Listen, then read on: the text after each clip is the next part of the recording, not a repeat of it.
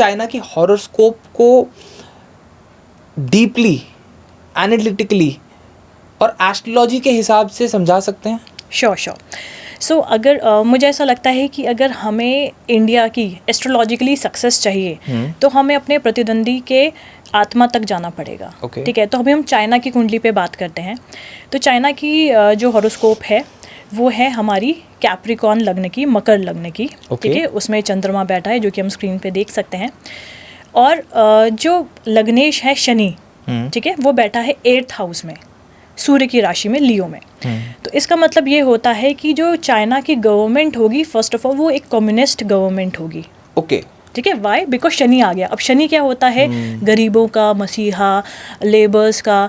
तो वो शनि ये चाहता है कि सब लोग इक्वल हों, गरीब भी अमीर बने और अमीर भी इक्वल पे आ जाए।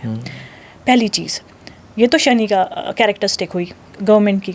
अब जब शनि बैठा है लियो में तो वो अपने आप को राजा समझता है और वो सोचता है कि तानाशाह राजा, कि मेरे हिसाब से होना चाहिए और मुझे ही जो भी एग्जिस्टिंग राजा है उनको हटा के मुझको ही राजा बनना है। ओके। तो जब चाइना जब बॉर्न हुई उस वक्त चाइना की चल रही थी राहु की दशा। ओके। ठीक है, राहु की दशा में क्या होता है, बहुत सारे डिसीजंस ऐसे हो जाते हैं जो कि अनह्यूमन हो। ओके, तो जब चाइना की राहु की दशा जब स्टार्ट हुई, जब चाइना बॉर्न हुआ, तब वहाँ पे उन्होंने इम्प्लीमेंट की 1 child policy. Okay, and 1 child policy में आपको जैसे पता ही है इतने सारे अबॉर्शन, मिस कैरेजेस एंड इतनी सारी भू हत्या उस वक्त की गई जो कि उस टाइम पीरियड पे बहुत ही ज़्यादा क्रूअल एक्ट था जी। ठीक है, बिकॉज राहु आ गया, राहु ने क्या किया, इनह्यूमन एक्टिविटीज़ स्टार्ट कर दी।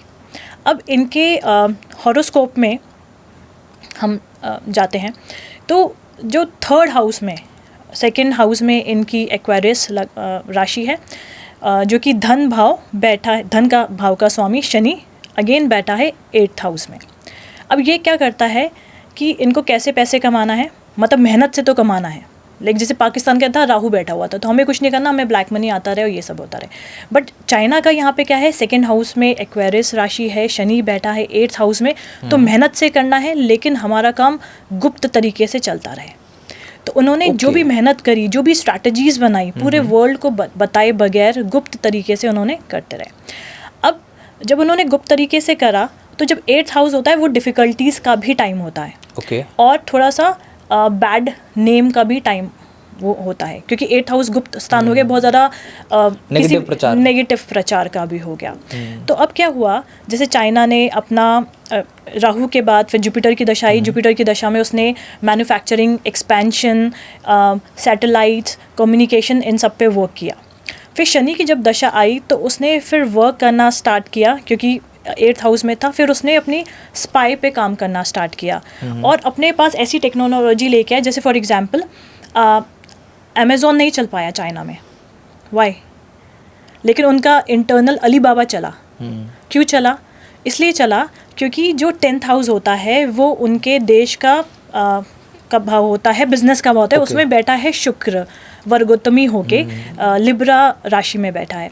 तो उन्होंने क्या किया कि जो भी सारे सपोर्ट्स थे, एक तो शनि हो गया गुप्त स्थान में, तो उन्होंने अमेज़न को डेटा ही नहीं दिए सो दैट वो फ्लोरिश कर सकता था। ठीक है, ये मतलब बेसिकली ग्रहों का जो चाल है, हाँ जी, उनके ट्रांजिशंस जो हैं वही एक कारण बने हुए हैं कि चाइना जैसे बड़े देश में आज भी गूगल, फेसबुक, अमेज़ॉन, इस तरीके के जो बड़े प्लेटफॉर्म्स हैं वो एंटर ही नहीं कर पा रहे हैं, उनके फॉरेन रिलेशंस डेवलप ही नहीं हो पा रहे हैं, बिल्ड ही नहीं कर पा रहे हैं। नहीं, वो फॉरेन रिलेशनशिप बिल्ड कर रहे हैं अपनी सॉफ्ट पावर से, क्योंकि 10th हाउस में शुक्र बैठा है, लेकिन वो क्या कर रहा है, अपने डेटा को इतना ज़्यादा सीक्रेटिव रखा हुआ है, उसने मना नहीं करा हुआ है।